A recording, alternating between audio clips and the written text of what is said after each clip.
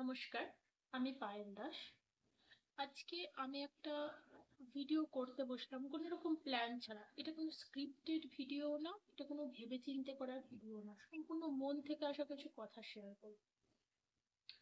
এই ভিডিওটার টাইটেল আমরা রেসপেক্ট দিতেই পারি, কারণ আজকে আমি ফেরার পথে একটা জিনিস খুব ভালো করে নোটিস করলাম যে আমরা সাধারণত যাদের কাছে জুতো সেলাই করি, যারা জুতো আমাদের পলিশ করে দেয়, তাদেরকে আমরা মুচি বলে থাকি।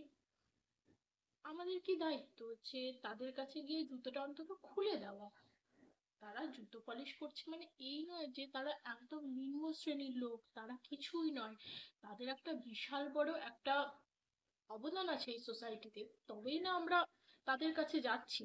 তারা ছাড়া কিন্তু আমরা জুতো সেলাই আমাদেরকে নিজেকেই করতে হবে। তো একটা জিনিস নোটিস করলাম যে একটা লোক এলো এবং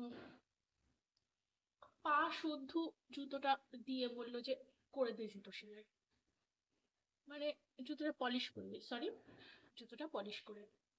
মানে আমার তাদের সেই সমস্ত উনি তো একজন নন, যে ওনার মতো অনেক মানুষ আমাদের আশেপাশে আছে যারা নিজেদেরকে বিশাল কিছু মনে করে।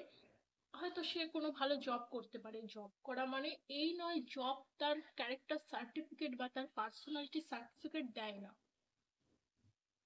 কেউ পড়াশোনা না জানলেও সে ভালো মানুষ হতে পারে। তো আমি মনে করি শিক্ষা, জব সবকিছুর আগে গিয়ে একজন ভালো মানুষ হওয়াটা খুব প্রয়োজন। কারণ সবাইকে সেইভাবে ট্রিট করা প্রয়োজন। নিজে এমন ভাবে কাউকে আমরা ফিল যেন না করাই যে সে খুব খারাপ ফিল করে আমার কিছু কথার জন্য। তো প্লিজ তাদের সবার উদ্দেশ্যে আমার একটা রিকোয়েস্ট, প্লিজ এমন বিহেভ করবে না। 2025-এ দাঁড়িয়ে এটাকে 1990 সালে বা আমাদের দেশ পরাধীন হওয়ার সেই সময়ে নিয়ে আসবেন না যে আমরা এক শ্রেণীর লোক, তোমরা অন্য শ্রেণীর লোক। আমরা যা বলবো তোমাদের সেটা করতে হবে, আমরা যা খারাপ বিহেভিয়ার করবো তোমরা সেটা করতে হবে।